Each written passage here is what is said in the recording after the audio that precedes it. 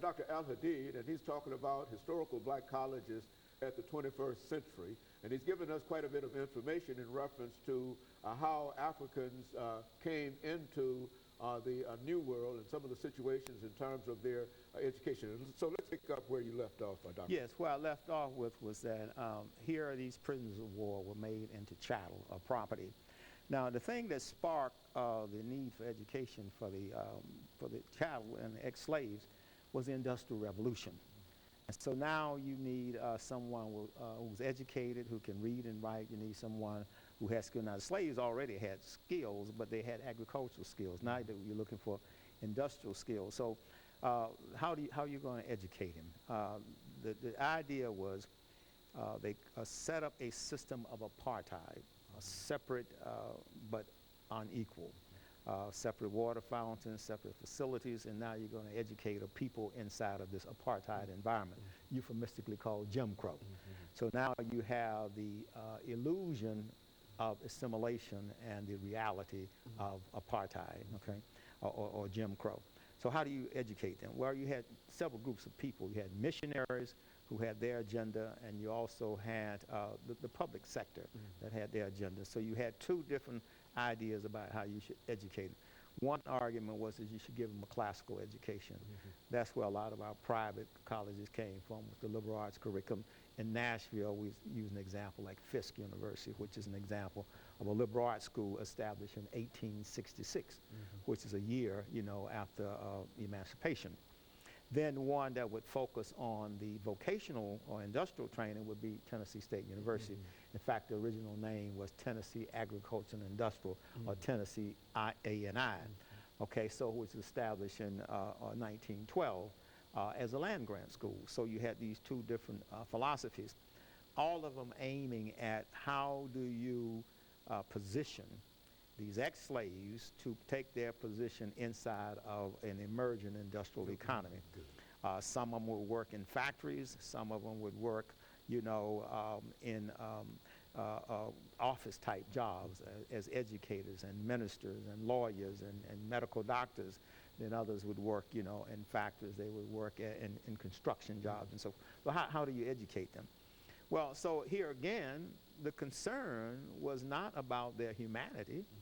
The concern was not about their cultural identity. The concern was not about their birthrights or their human rights. The concern was how, again, can we extract labor, cheap labor. So on the front end, you had these people who went from being chattel slaves to working as sharecroppers, oftentimes on the same plantation that they, in quotes, were emancipated from. So as the educational system is going forward, you're developing the curriculum. I would say that that was a false start. Why do I say it was a false start? I say it was a false start because the curriculum never intentionally tried to restore to these former prisoners of war, these former chattels of slaves, what was taken from them when they were enslaved. As I said earlier, they had languages. They spoke Yoruba, they spoke Hausa, they spoke No one said, well, let's put Hausa in the curriculum. No one said, let's put Mandinka in the curriculum. No one said, let's put Arabic in the curriculum. No, let's go forward from where we are, and we got this blank slate, and we're going to make these people into black Anglo-Saxons, which was an impossibility. In other words, we want them to be white in their mannerism and their thinking, but because we have a segregated society, they can't be white, So they're trapped in this, what Garner Murdoch called the American dilemma. You want them to be, but they can't because in other words, you want to be what they can't be. Okay, so you get this, really, now you're inducing cultural psychosis. You hear a group of people who are culturally confused, who are culturally schizophrenic. So you get different people one group of people who are trying to be white, another group of people who don't have that option, so they're just being who they are, right? So the thing about these colleges is that in the curriculum, they never really focused on developing a cultural identity. Now, they did some things in expressive arts. Of course, you had the Jubilee Singers. We don't deny that. And you had gospel groups at Tennessee State University. And when I said Jubilee Singers, for those that don't know, we're talking about Fisk University. So in the expressive arts, And Du Bois talked about it eloquently in his Souls of Black Folks. In fact, every chapter starts with a quote from the spirituals. So we know in the expressive arts, like the spirituals and gospel and jazz, and song and dance and poetry, they were allowed to refine the culture that had sustained them through slavery. Okay, so that's what higher education does. It refines the culture. So that happened.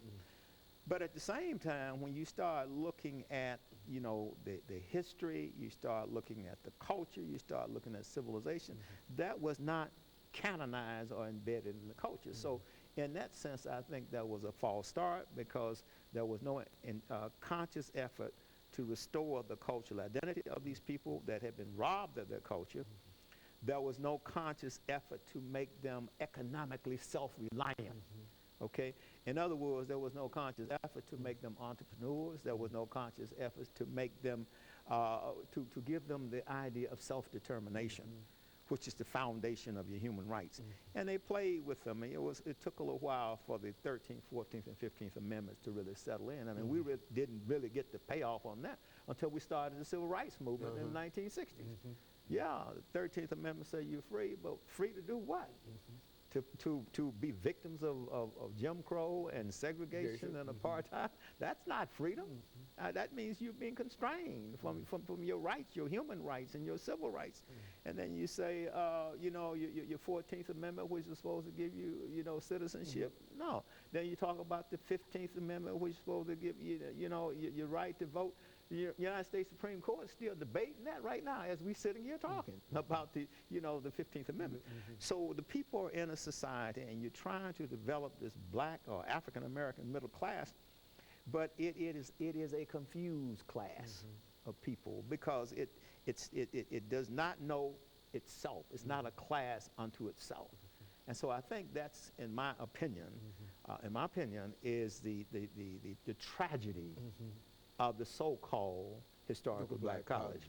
Now, another point I want to make, and I hope I have enough time in this section, but see, when these colleges were established, Dr. Haney, you know this as well as I do, being a historian, they were not called historically black colleges. Initially, they were called predominantly Negro colleges, because these were basically white colleges for Negroes. All right? Now, when the Civil Rights Movement started, and people start all this hue and cry about desegregation, integration, that's when the designation changed to historically black colleges. Okay, let us stop, and we're going to have this short commercial break, and we'll be back with our audience following this very, very short commercial break. You got it.